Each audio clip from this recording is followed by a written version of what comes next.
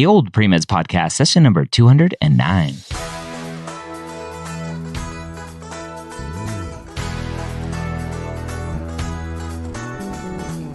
You're a non-traditional student entering the medical field on your terms. You may have had some hiccups along the way, but now you're ready to change course and go back and serve others as a physician.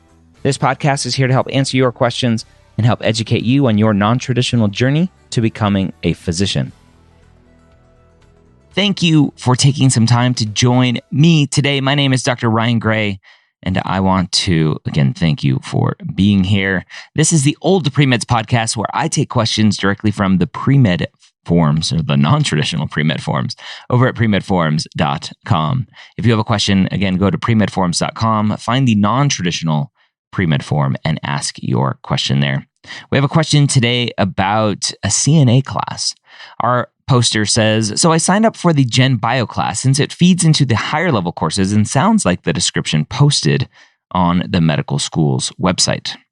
Okay, not quite sure what that has to do with taking a CNA class. Next question. My next question is another about volunteering and working. I'm wondering if it's worth it to take a CNA class. About $600, which is usually refunded if you work at a nursing home for at least 3 months, and try to find a CNA work or volunteer at a hospital or clinic. All right, so the student's asking, is it worth it to take a CNA class or volunteer at a hospital or clinic? I'm wondering if medical schools will look highly upon CNA work as showing commitment, or if I should just volunteer. Thanks for all the continuing help.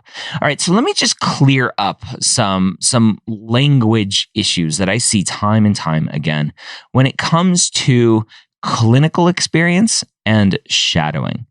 Now, this student uses this language as well, and so I want to try to clear it up. The student here at the end says, I'm wondering if medical schools will look highly upon CNA work as showing commitment, or if I should just, quote, volunteer. Now, my struggle is with the word volunteer, because volunteering could mean volunteering at the soup kitchen, volunteering at a nonprofit, volunteering at your school, volunteering wherever. The word volunteering just means you're volunteering your time, you're not getting paid. Volunteering does not mean clinical experience. Now, clinical experience can be volunteer or paid, and so I think that's the difference there that the student is going for.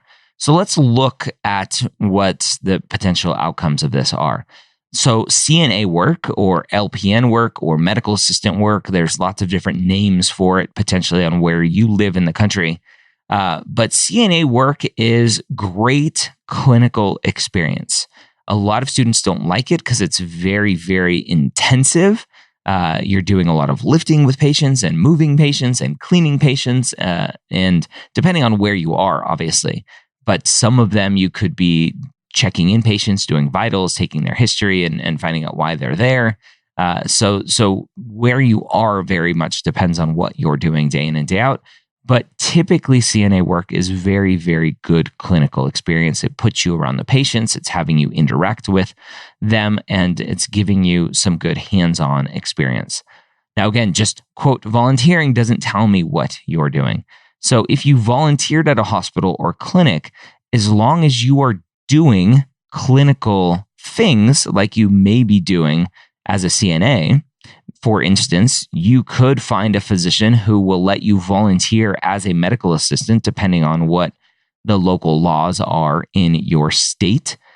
We're putting together, if it's not out yet, we're putting together a post on the website, medicalschoolhq.net, about being a CNA or a medical assistant and what those laws look like in every state, and resources for each state.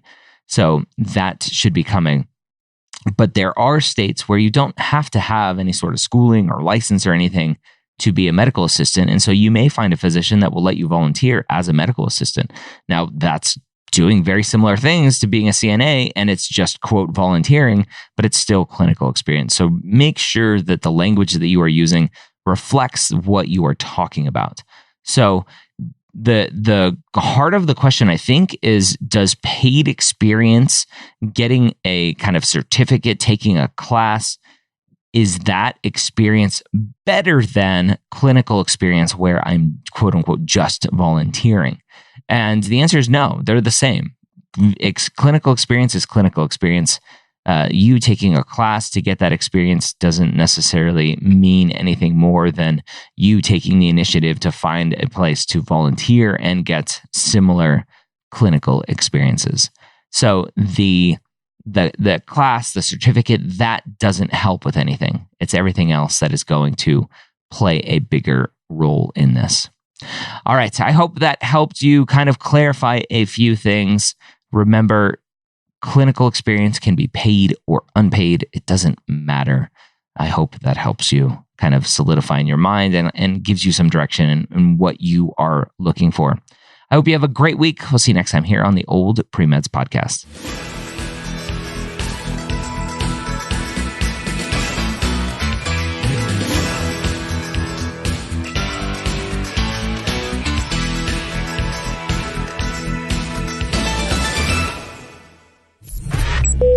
This is MedEd Media.